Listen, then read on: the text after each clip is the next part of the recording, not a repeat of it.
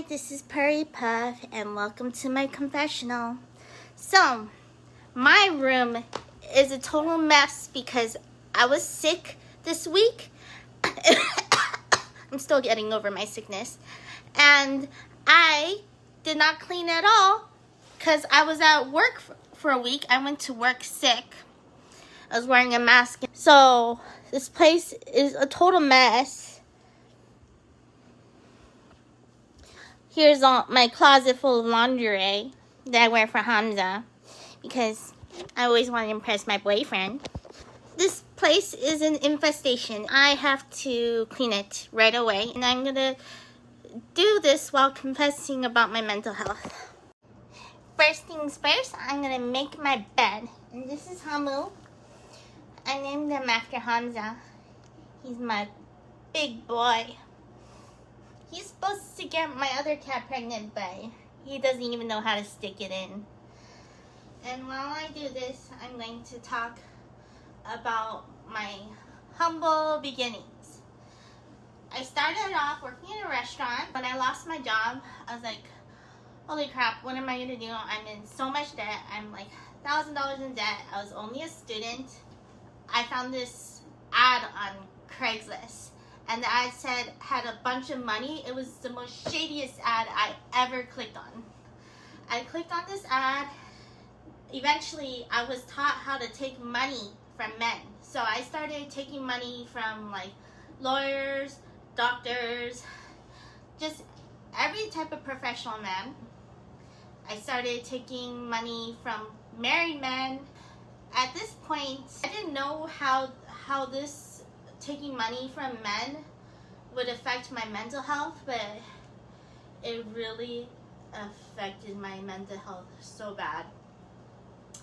I eventually thought all men were creepy. I always thought that they're all creepy. They all want one thing.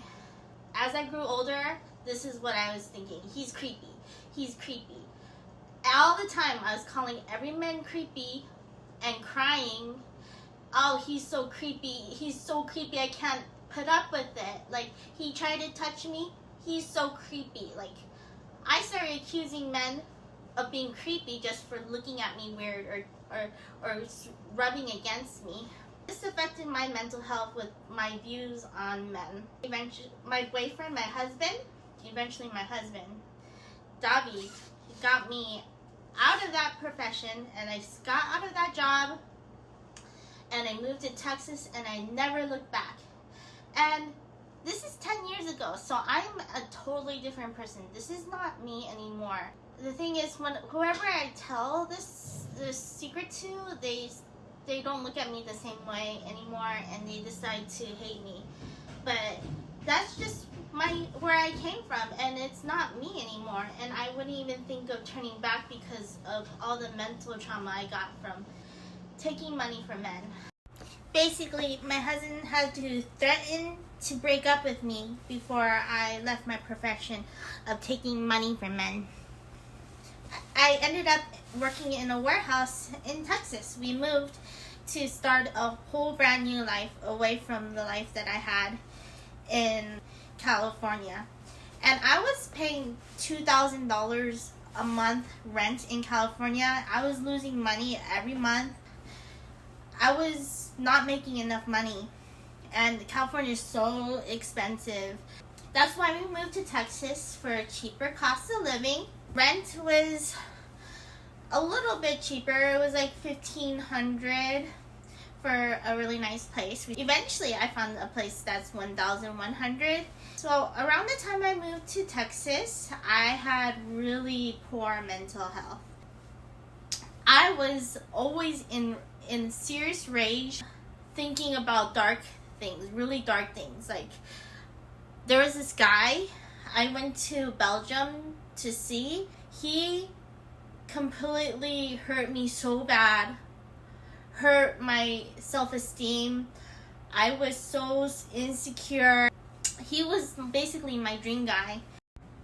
So yes, I traveled to Belgium to see emo prince.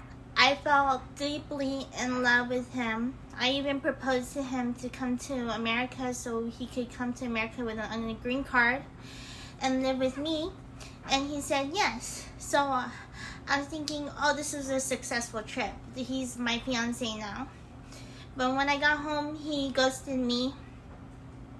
And I saw that he was good friends or talking to girls who were prettier than me, skinnier than me, more emo, had cool piercings, more aesthetic. And I was so jealous of these girls. I was crying so much, I wouldn't stop crying when I got home. So what I did was I thought all these dark feelings about emo Prince, and I was in bed every single day thinking dark feelings of him, wanting to cast dark spells on him, and wishing like bad things would happen to him. And I was messaging the girls he was talking to. I was stalking him on Facebook, and I couldn't leave him alone. Eventually I met my husband. We got married while I was still getting over emo Prince. What happened was I was in bed and in the dark, and I was thinking bad thoughts about emo Prince all the time, and I was always depressed. The house was getting messy. It was starting to smell like cat piss because I wasn't keeping up with the litter boxes. How do I get off the blanket? I need to make the bed. My aggression soon turned on my husband when we got to Texas. I realized that he had some really pretty friends from Poland and from around the world. Like they had like hot young bodies. I was, again, this chubby Asian girl, frumpy chubby Asian girl. I was enraged that he was talking to these girls. What happened, he was talking to the prettiest girl in the warehouse. She looked like blonde Barbie doll. I deleted her off his friends list, and he got so mad at me, and he deleted a bunch of friends off my Facebook. I was yelling at him literally every day. I was enraged because I knew my husband was checked out of the relationship, talking and flirting with girls online because he was so attractive, and he had that really hot emo hair too as well. It got to the point where I started fights with my husband. I would like literally attack him, and you know, I'm really small and my attacks didn't affect him, but he would attack back. Just one punch here in the calf, and it hurt so bad. I was paralyzed, and I was paralyzed on the floor, and I wouldn't move because he's trained at Taekwondo. When I attacked him, he just immobilized me right away. And one time I went to attack him, he bit me right here, and I had a big bite mark when I went to work. So that happened only twice before I went to the mental hospital. And how I ended up in the mental hospital was I was climbing on the railing to get my husband's attention, and they thought I was wanted to hurt myself. They took me to the mental hospital. I was locked up in a mental institute for the crazies, and there were so many crazy people in the hospital. I was just trying to get out, and like no one could get out because there's like all the doors were blocked off. Oh, there's this creepy nurse in the hospital, and he was like, I could have swore he fed me sleeping meds, and I was too scared to sleep in my room in the mental hospital. I had to sleep in the shared rooms because I was so scared I was gonna get touched by this male nurse, this creepy male nurse.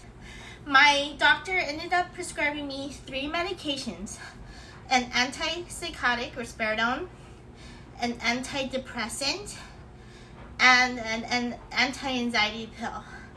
But this literally put me in the best mood ever. I was fixed. And some people probably thought I was acting more like a zombie, a little bit numb, but I was fixed for the most part. And I'm still taking these meds till this day. It was so great. And then I got checked out. Look at all that laundry I have to fold. Let's put this all on the bed. Alright, let's fold some laundry. Anyways, so when I got back from the mental hospital, everything was like peaches and cream. Like, seriously, life was so great with me and my husband.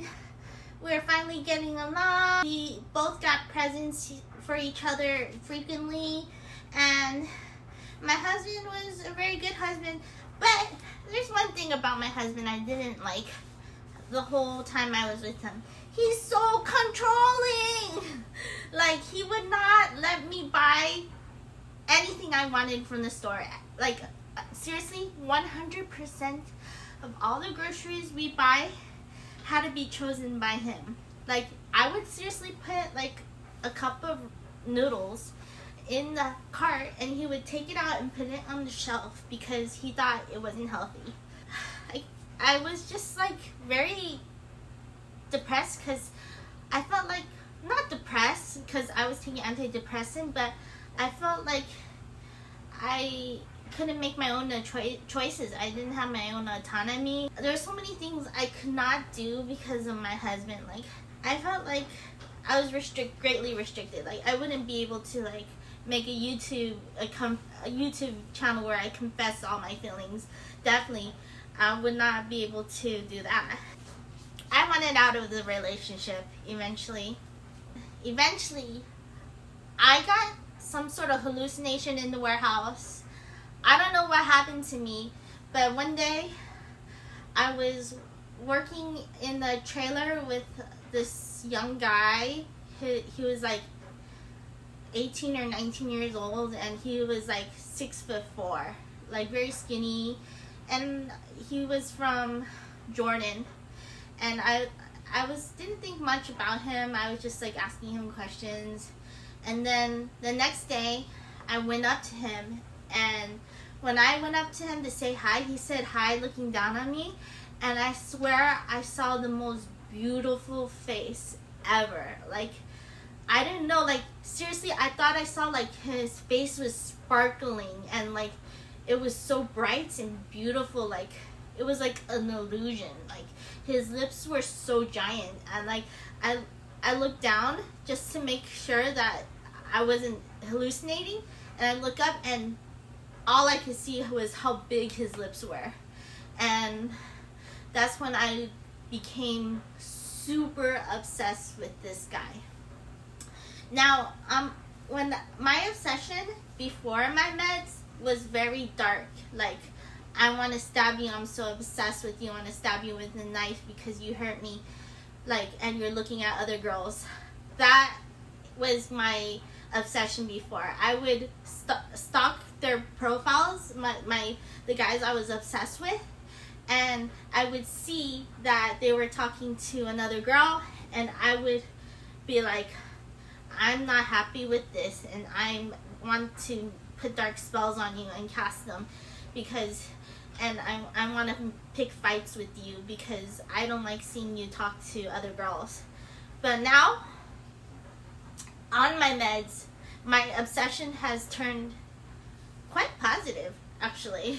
It's just like, I think guys would think they're so lucky if I got obsessed with them on my meds, because it's basically, here, let me show you a picture of me in a suggesting pose or something, or here, I'm gonna send you a bunch of like 100 pictures, and I love you, and I'm obsessed with you, and I would spam them, I love you, I love you, I love you, I love you, I love you, like 100 times, and I'm just like, you're the most beautiful guy ever, I worship you, and everything. And it's just like, imagine if you're obsessed with someone with spikes of serotonin. That's what it's feeling like. It's such a positive obsession. I'm so obsessed with Hamza. I'm so obsessed with them.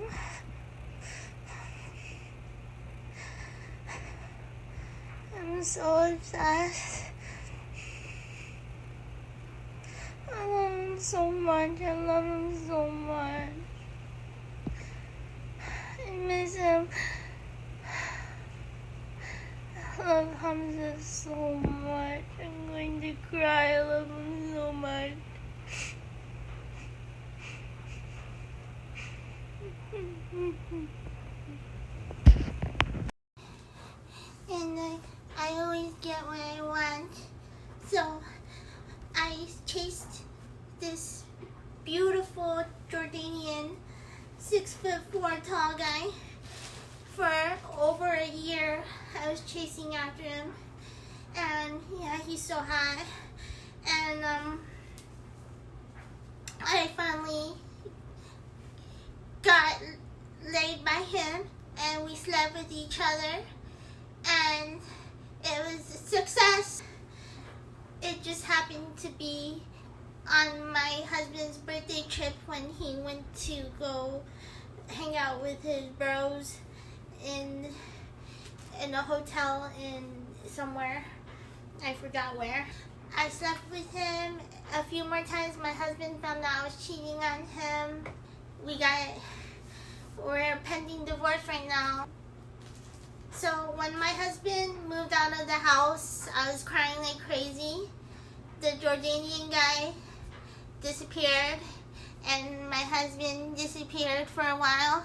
I went on the internet and trying to get famous. I was trying to be famous on Instagram and paying for ads so people could view my videos. What happened was one of the countries that I added for the ads to promote my Instagram was Morocco. And I got a huge influx of men coming in, and they were messaging me like crazy. So what happened was that these men were so hot, they're so athletic, they're doing flips in the air, they were tall, they were strong, and they were fit, and I was texting people, texting them, and I was just so like consumed by the attention that I was getting from Moroccan men. And then I was looking through my feed, and I saw this alternative guy, an alternative Moroccan guy add me with a really pretty face, and that was Hamza. I told Hamza that I wanted to bring him to America, and he started texting me, and I was like, wait a sec, I can't afford it. I'm so broke. I cannot afford to bring him to America. And then, so what happened was I texted him that I couldn't, and I was still seeing my husband every week. We're still hanging out, and he said it's okay. So, and then I put out a video, and Hamza texted me after I put out this new video. I guess it was an interesting video, and we started talking from there, and I started texting him, and from there I got obsessed. I fell in love with him immediately after this texting session. It was so intense, and I was so in love with Hamza, and this is the very end. The end. He's the one. He's the one I'm going to marry.